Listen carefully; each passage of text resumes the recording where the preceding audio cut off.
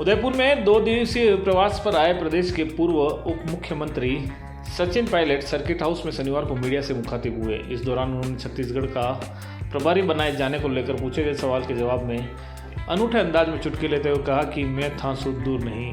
उन्होंने कहा कि पार्टी उन्हें जो भी जिम्मेदारी देती है उससे पूरी निष्ठा के साथ निभाते हैं, लेकिन वह कांग्रेस कार्यकर्ताओं के साथ थे और रहेंगे। जब भी कार्यकर्ताओं को उनकी जरूरत महसूस होगी वो उनके साथ खड़े रहेंगे। सचिन पायलट ने कहा कि प्रदेश में जब कांग्रेस की सरकार थी तो उन्होंने जनता के हित में मुद्दे उठाए। आलाकमान ने भी उन मुद्दों को मानते हुए सरकार को उस पर काम करने के निर्देश भी दिए थे। इस दौरान उन्होंने कभी भाषा की मर्यादाओं को नहीं तोड़ा। प्रदेश की भाजपा सरकार पर निशाना साधते हुए उन्होंने कहा कि पर्ची से बनी सरकार का अभी शुरुआती दौर है, लेकिन सरकार जिस दिशा में काम कर रही है वह ठीक नहीं है। सुरेंद्र पाल टीटी की हार पर बोलते हुए उन्होंने टीटी को देश का पहला अग्निवीर बताया। टीकाराम जूली को नेता प्रतिपक्ष बनाने पर खुशी जाहिर करते हुए पायलट ने कहा कि यह अच्छे संकेत है कि पार्टी नए लोगों को मौका दे रही है। पहला मौका है कि पार्टी के राष्ट्रीय अध्यक्ष और राजस्थान में नेता प्रतिपक्ष दोनों दलित वर्ग से आते हैं।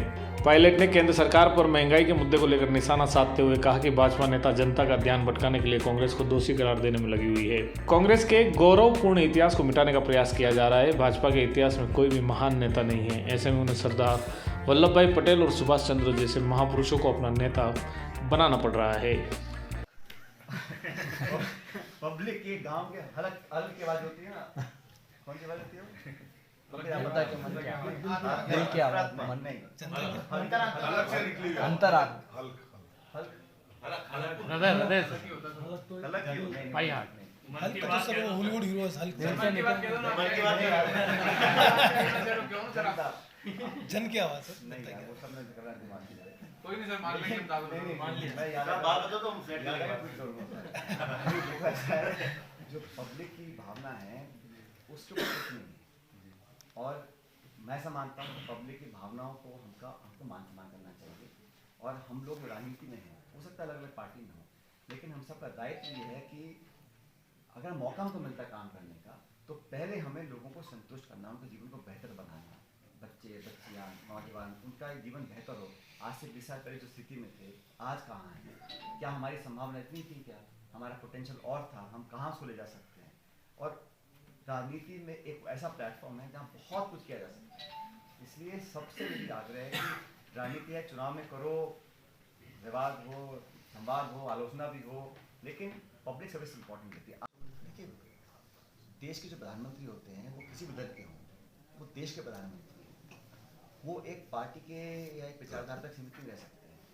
और ये जो आप बता रहे हैं कि फ़ोटो और गाय और बीच और मॉलडीव और ये वो, ठीक है, ये इवेंट हो सकते हैं, ये मीडिया में हाइप हो सकता है, लेकिन क्या हमारा शपथ लेने के बाद मेरा काम सिर्फ यही है कि मैं किसी टापू की अर्थव्यवस्था को आगे पीछे कर दूं, या मैं किसी को चारा खिला दूं, या मैं योगा फोटो कर, वो ठीक है, वो आपकी दिनचर्या हो सकती है, लेकिन जो हमने शपथ लेके पदभार संभाला है वो पहला जन कल्याण का है, पब्लिक सर्विस का है। और फिर कहता हूँ, इसमें कुपोषण हो, शिक्षा हो, चिकित्सा हो, स्कूल हो, रोजगार हो, सड़क हो, सिर्फ इश्तिहार, उद्घाटन, फीते काटना और भाषण नहीं ना, वो धरातल पे जो काम है वो उसका भी विवरण होना चाहिए, उसकी भी उस पर चर्चा हो, वाद विवाद हो। पार्लियामेंट में चर्चा कहाँ होती है?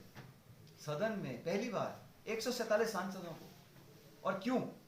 वो सांसद कह रहे थे भाई ये जो गैस टाइप जो उन्होंने वो उपकरण लेकर आए थे, जो घुस गए थे गैलरी से, वो कैसे उस पर चर्चा चाहते थे, उस पर एक स्टेटमेंट चाहते थे। ये लोकतंत्र का मंदिर है, यहाँ पर अगर सुरक्षा लैप्स हुआ है तो कौन जिम्मेदार है? तो जिस भाजपा के सांसद ने पास बनाए थे वो तो अंदर सदन में बैठे, सस्पेंड नहीं है। वो जो चर्चा की मांग कर रहे हैं वो 150 लोगों को बाहर भेज दिया आपने। ये कहाँ का नियम कानून है? कौन लोग देख नहीं रहे हैं इसको? जो बीजेपी के सांसद के पास बना के वो लोग घुसे थे सदन के अंदर, वो तो विराजमान अपने स्थान पे बैठे हैं। और जो लोग कहते थे जवाब दे दो, ये कैसे आए, क्या कार्रवाई हुई, इस पर तफ्तीश करी जाए, तहकीकात की जाए, उन सांसदों को एक के बाद 147 निकाल दिया बाहर सदन के। तो ये लोकतंत्र का गला नहीं घोटा जा रहा है इस पर? तो पब्लिक सब देख रही है। जो गुवाहाटी से निकल रहे हैं, अगर वो शहर के बीच से निकलेंगे तो 3 महीने बाद उनको अरेस्ट किया जाएगा। मैंने स्टेटमेंट तो सुना नहीं उनका क्या बोला है, लेकिन अगर राहुल गांधी वो शख्स हैं, वो जिन्होंने भी बात बोली है वो उनको जानते नहीं है। राहुल गांधी डरने वाला आदमी नहीं किसी से भी। आप उनको कुछ मर्जी कर लो, वो अपना काम करेंगे, पब्लिक को समर्पित रहेंगे और कांग्रेस पार्टी का झंडा बुलंद करते रहेंगे, चाहे कोई धमका ले, कोई डरा ले। हम ना डरने वाले हैं ना पिछड़ने वाले हैं। हम तो कानून का पालना करते हैं, मान सम्मान करते हैं, और लोकतंत्र में हमें ये अधिकार, जिम्मेदारी और फर्ज हमारा बनता है अपना काम हम लोग करें।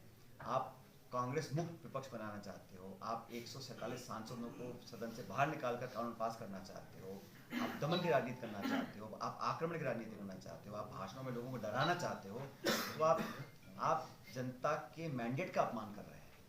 आपको मैंडेट इसलिए नहीं दिया था कि आप विपक्ष के लोगों को जेल में डाल दो, आप उन्हें झूठ मुकदमे बना दो।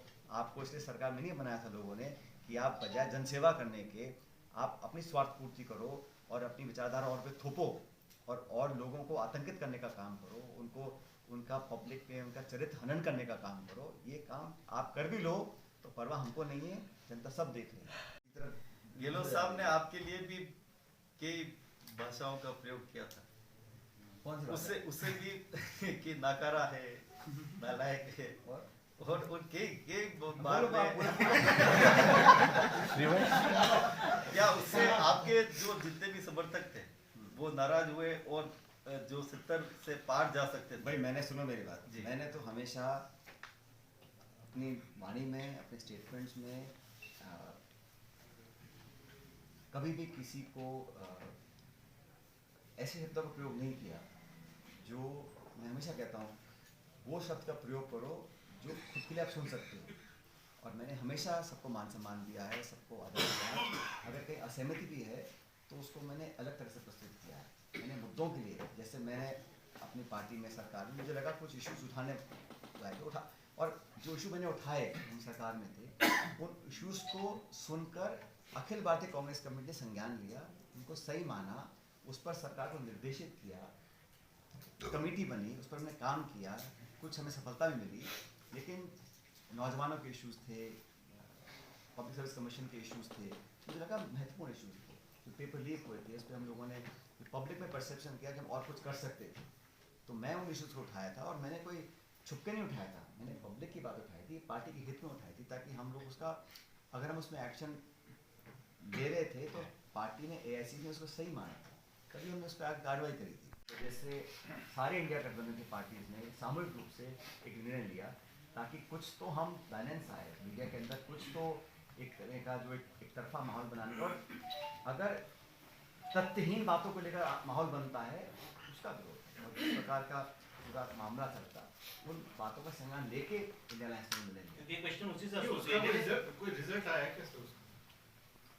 क्योंकि अभी भी जो हो नहीं रहा है, रिजल्ट लाने के लिए किया था, उन्होंने सैद्धांतिक निर्णय लिया, और मैंने कहा उसके कुछ कारण थे। सर एक अंतिम सवाल, घर की सजावट के लिए ज़रूरी है इंटीरियर, और यदि आप फर्नीचर खरीदने की सोच रहे हैं तो देर मत कीजिए, क्योंकि उदयपुर के प्रसिद्ध फर्नीचर निर्माता पूनम फर्नीचर पर उपलब्ध है सभी तरह के उच्च क्वालिटी फर्नीचर, और साथ में फाइनेंस सुविधा भी। हॉस्पिटल, होटल और कॉलेज जैसे टर्नकी प्रोजेक्ट में महारत हासिल। घर की सजावट या शादी के लिए खरीदना है फर्नीचर तो ज़रूर आइए Poonam furniture, sector 5, Udaipur. For more details contact 9783262618 and 9828141898।